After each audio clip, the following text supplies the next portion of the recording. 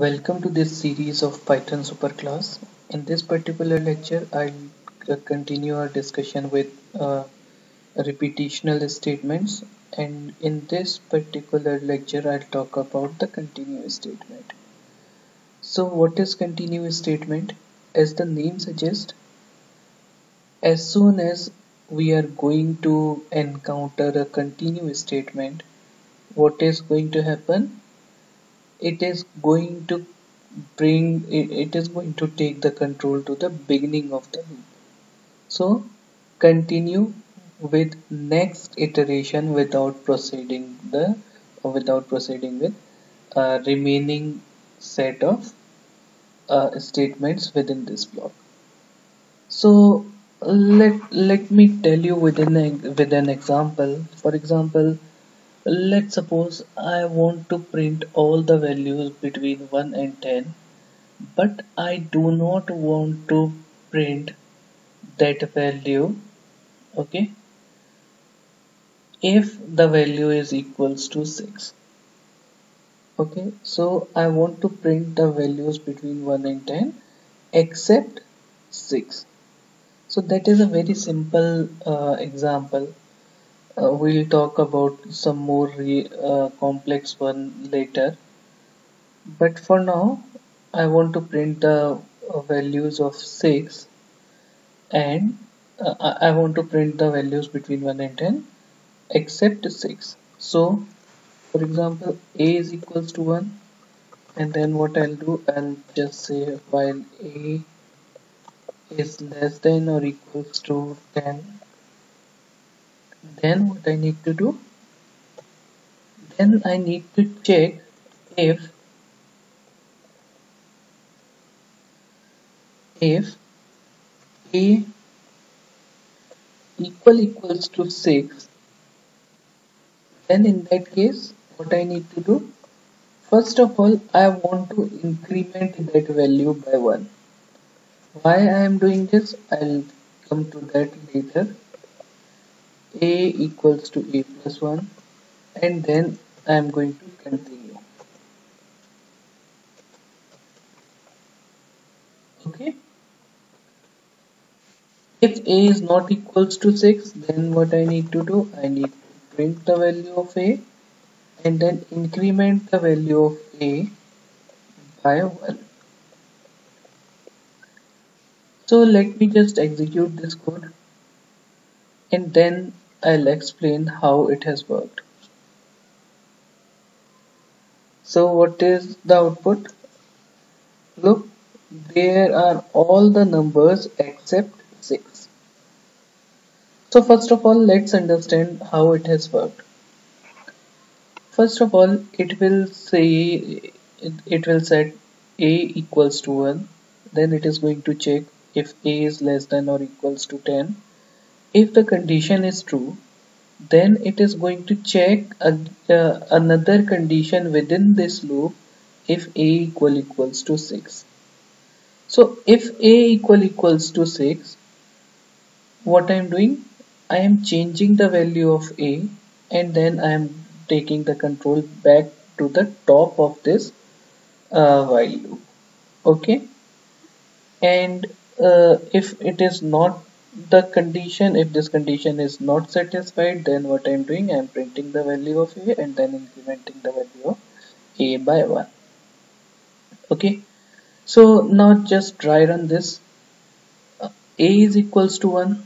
Okay, while a is less than or equals to 10, so 1 is less than or equals to 10.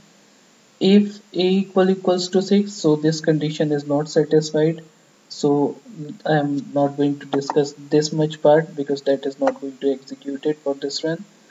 And then it is going to print a, so a1 will be printed, and then it is going to increment the value by 1, so a will be equals to 2. So once a is equal to 2, then again it will go back at the top of the loop, and it is going to check if a is less than or equals to 10, so 2 is less than 10, again the condition is true, and then again it is going to check if a equals to 6, so a is equals to 2 and not 6, so again this remaining part is not going to get executed, and since continue is not getting executed, the numbers will get printed and the value will be 2. Now a will change to 3. So that is how it is going to work. Now when a will be 6, what is going to happen? 6 is less than or equals to 10. Yes, the condition is true. Is a equals to 6? So yes, since we are taking the iteration for a equals to 6, yes, this condition is true. Now what I am doing, I am incrementing the value by of a by 1. So now a will be 7, and then I am continuing the statement, I am continuing with the loop.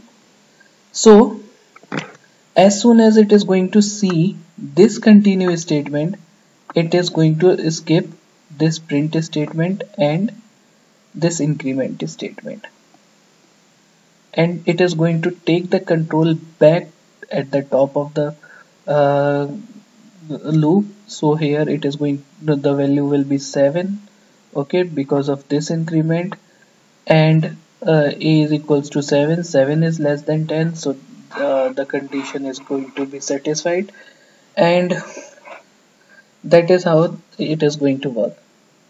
Now had I not included this a equals to a plus 1, then what would have happened? Let's say if I comment it out for some time, then what is going to happen? It is going to check for a equals to 6. What would have happened? 6 is less than 10. Yes, the condition is true. Is a equals to 6? Yes, the condition is true. And then there is continue. I have commented out a is equals to a plus 1. So what would have happened? It would have here a equals to 6. Yes, the value of a is 6, and it would have taken the control back to the top of the loop. So this will be 6 here again. 6 is less than 10. Yes, again a is equals to 6. Yes, again it is going to take the control to the top because of continuous statement. So the value of a would remain 6 every time. Once it will reach to 6, it will stay at 6 because we are not changing the value of 6, because we are changing the value of 6 here, and the continue statement will force the control to loop to go back to the beginning, and hence this a equals to plus would never have executed once a would have reached 6. So in order to avoid that issue, what we have done, I have written this a is equals to a plus 1 here, and then I have continued the statement. Okay. Now you must be wondering, why can't we run this in a separate way? For example, there could be another way without continuous statement. Okay, like I could have simply written like this. Okay, if a is not equals to 6, then I could have written like print a. So that would have been a simpler way, and then I could have uh, then what I could have written, I could have written print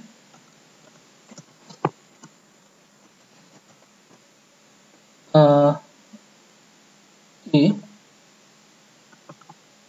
or then what I would have done, I would have incremented the value of a and assign it back to a.